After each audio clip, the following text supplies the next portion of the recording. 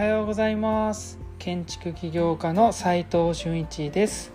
空間デザインを中心に奄美大島で古民家ホテルを運営したり、コンテナ特許を取って建築を作ったり、集客とデザインの研究をする飲食店デザイン研究所の運営をしています。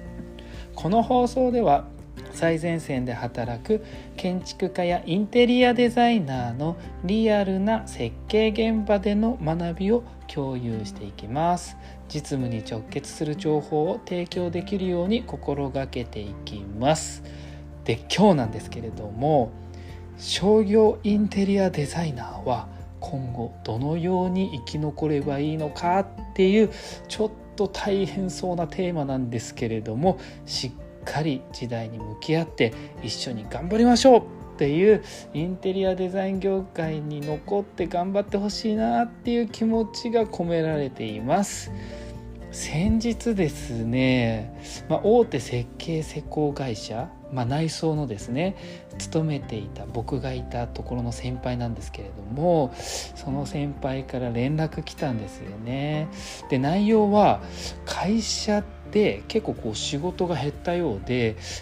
なんか先細りしてきたので、なんかその事務所というか会社のみんなで辞めて独立してやってみるっていうような電話だったんです。これだけ聞くと、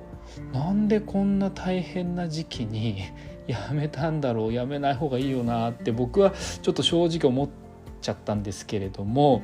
おそらく独立しても食べていけるだけの仕事を得て辞めたのかなって想像もしていました。僕の想像はとりあえずいいとして、この電話の話をしていてですね、店舗内装業界は僕がねちょっと思っている以上にダメージ食らってるかもしれないなと思っています。そしてね、これは、僕らの設計事務所とかにももちろん影響は出る話なので、整理して次の一手を考えるっていう必要があるなと思います。コロナによってですねIT 化が一気に進んだっていうのはもう誰もがもう周知の事実だと思うんですけれども、それはですね今後もどんどん続くと思います。アパレルでもスーパーでも SNS や EC 化へどんどん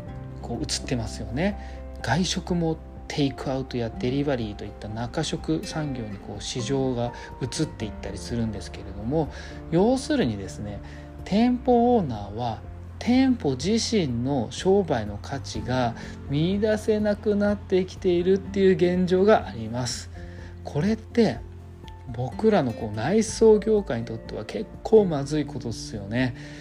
投資先がね店舗から IT のEC とか配送の仕組み化へ移行しているってことだからですね、お金がそっち流れていっちゃってるんで、店舗作りなんかしようなんて思わないかもしれませんよね。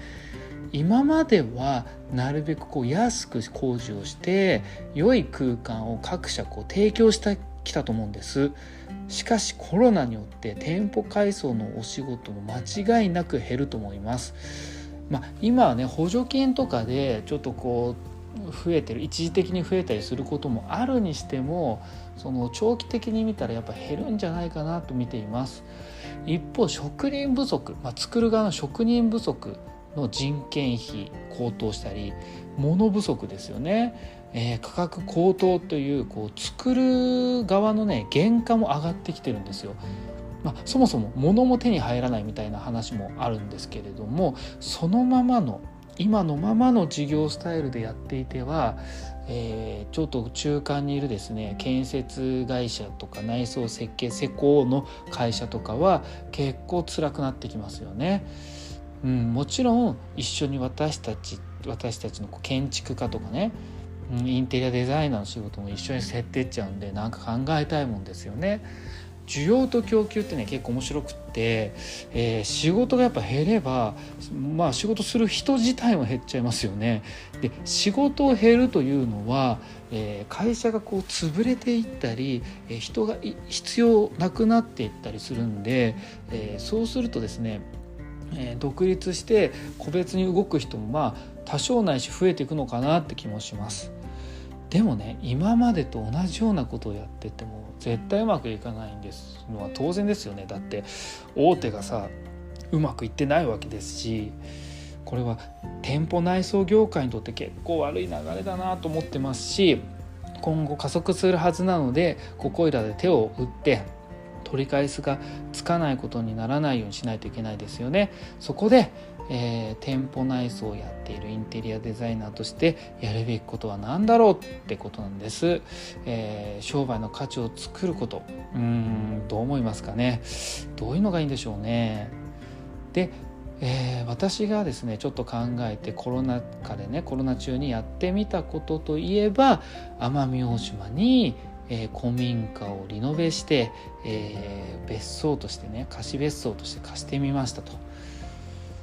なんでこんなことやり始めたのって結構みんなから聞かれるんですけれども、一応僕なりには考えてやってみてるんですよ。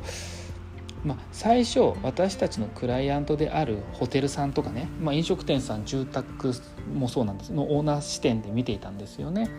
コロナで今までとは異なる消費行動となっていて、お客様の集客が結構不安定なんですよね。先行きが見えずに、不安で、さらにもうオーナーからしたら建設コストは増大するし、改装したくてももう少し後の投資でもいいんじゃないかなと考えるオーナーがいますよね。一方ではね、私のオーナーの中にも、競合が減っていい立地が空いていたりするんで、経済がね戻り始める前に仕込み期間として投資を考えるオーナーもいたりするんですよね。でここって結構気づきません？考え方によって、気持ちとか考え方によって判断が真っ二つに分かれている状況なんです。どっちがいいとかどっちが悪いとかそういった話ではなくて、意見が分かれるっていうことなので、そもそもねそこのどちらにもいない、判断しないでうろうろして行動にも移さないオーナーさんもいたりするわけですよね。行動しないっていうのは何も考えないで行動しないっていうのはちょっと守りって言わなくて、ただ祈って見守ってるって感じに見えちゃうんですよね。そうは言っても考え方が二極化して進んでいく中で、オーナーさんと話していて、それは私たちインテリア内装業界にも全く同じことが言えるんですよね。今まで通り店舗設計の依頼を待っていても、もう今までのように来ないかもしれませんし、だから状況を考えて、把握して、アイデアを出して行動に移してみたっていうのが今回の奄美大島の件だったんですよね。設計や施工というお仕事にはですね、必ずオーナーさんという出資者がいて、そのオーナーさんの事業のために空間を作ってるわけですよね。そしてそのオーナーさんの事業がうまくいかなくなって仕事が減っていくっていう流れですよね、今回は。で、過去にもねリーマンショックとかいろんなことがコロナじゃなくても起きていたんです。でその時どうしたかなっていうのをちょっと考えて、過去の、フィードバックみたいなのを考えて、皆さんにもちょっと共有できたらなと思うんですけれども、その当時ですね、今から8年前もっと前か、もっと前かもしれませんね、住宅とか店舗とかオフィスとか、依頼が来た仕事をひたすら設計したわけですよね。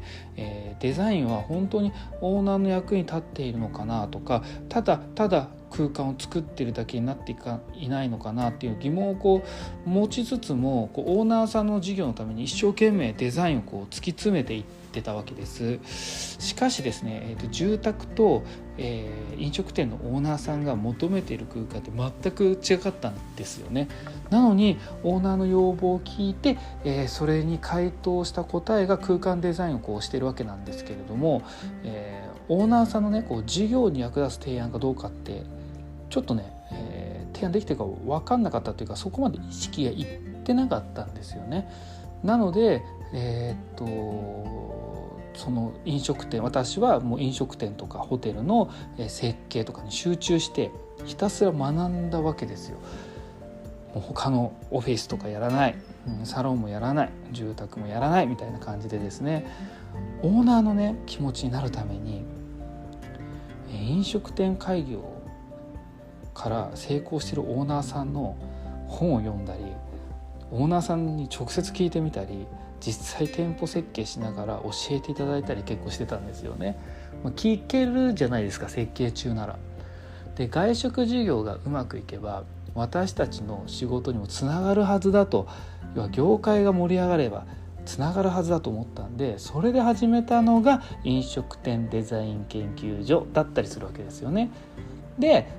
飲食店オーナーが本当に求めていることは何かとシンプルに考えていくと集客だったりするわけですよ。このデザインに関してはね、